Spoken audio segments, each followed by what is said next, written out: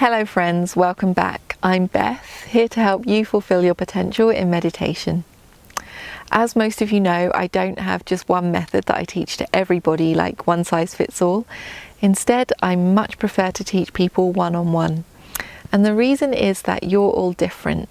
So please use these videos as a guideline. And if there's anything that doesn't quite fit, anything that's not working for you, then be in touch and I'll be more than happy to discuss those things with you one-on-one. Today's video is about the practice of color kasina. Kasina is something that I don't see being taught much in the West, which is a shame because they can be some really beautiful and powerful meditation objects that can actually carry us through to some really deep states.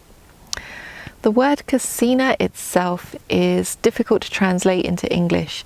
Probably the closest thing I could think of as a translation would be meditation object, but that doesn't tell you much. So what I'm going to do is just explain the practice, and hopefully through doing that the meaning of kasina will become clear. I have actually already made a video on the light kasina. So if you haven't already watched that, I'd suggest that you do that first.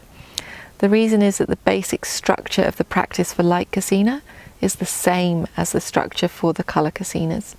So if you've already understood the basic structure of light kasina practice, this video is going to be easier for you to understand. So if you do want to practice color kasina, then where to start? The first thing to do is to go and find a color that you like. If possible, it's best if you can use a colour that's naturally occurring in nature. So something like the colour of a flower, the colour of the grass, the colour of a rock, the colour of the sky. The reason is that those naturally occurring colours tend to be much more calming for the mind. Classically in the Pali text we speak of 4 colours that we can use for colour kasina: white, red, yellow, and then this colour called nila that they translate as blue, brown, black. In reality though, I have friends who have used all types of colours for the colour kasina: oranges, greens, purples. So the most important thing is that you choose a colour that you like, something that's naturally occurring and calming to the mind. Once you've found your colour, then you want to remove any obstacles. So for example, if there's twigs or rocks in the way, clear them out so you've got an unobstructed view of your colour. Once you've prepared the colour, then you can sit comfortably somewhere nearby, and with your eyes open, you want to focus your attention on that colour and note the name of that colour. So for example, if you're focusing on a red flower, you can look at that red flower and note red, red, red, red. If it's a white flower, then white, white, white, white. As you note the colour of your object, you can allow all other things to fall away from your perception. So any thoughts of the past or the future, any other things that might be in your peripheral vision, you can allow your awareness of those things to fade away and allow your awareness to sink fully into just the colour that you're focusing on.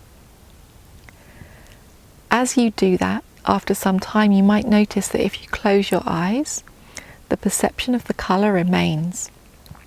In other words, we're so focused on that colour, our mind is so absorbed in that colour, that even with our eyes closed, the memory of the colour remains.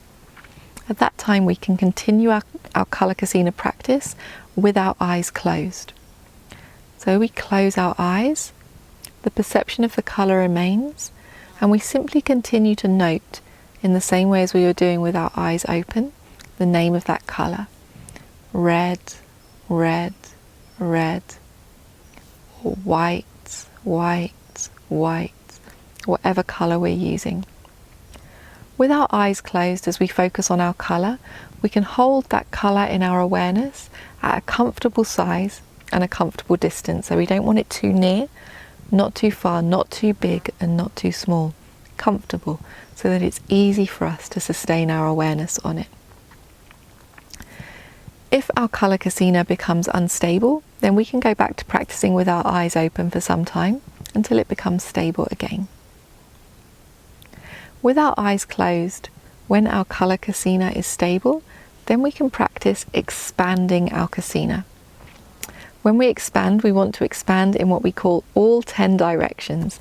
10 directions here means the 2 sides, the front and the back, the 4 corners, and up and down. In other words, we expand like a ball in all directions.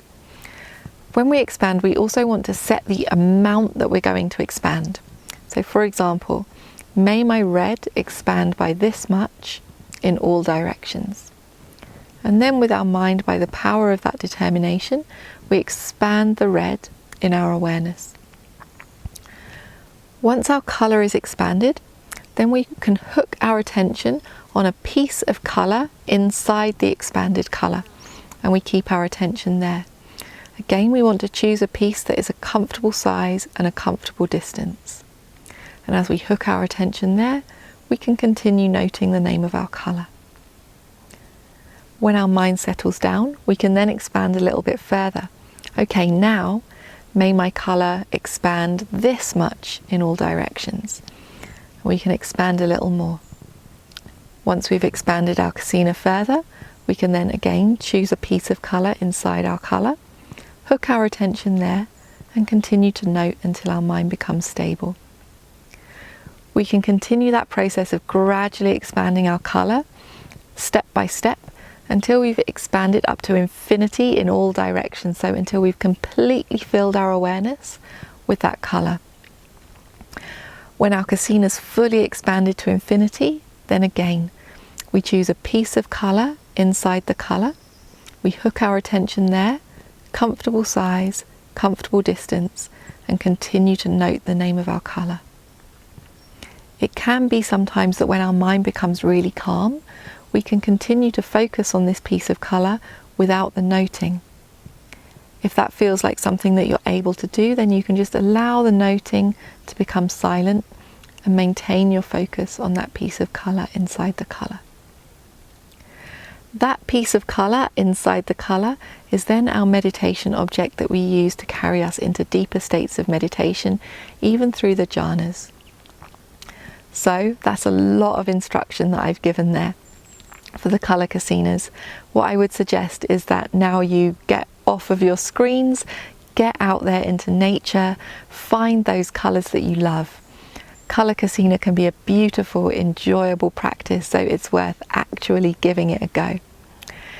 If there's anything that isn't working for you, anything that's unclear, be in touch and I'll be more than happy to discuss those things with you individually.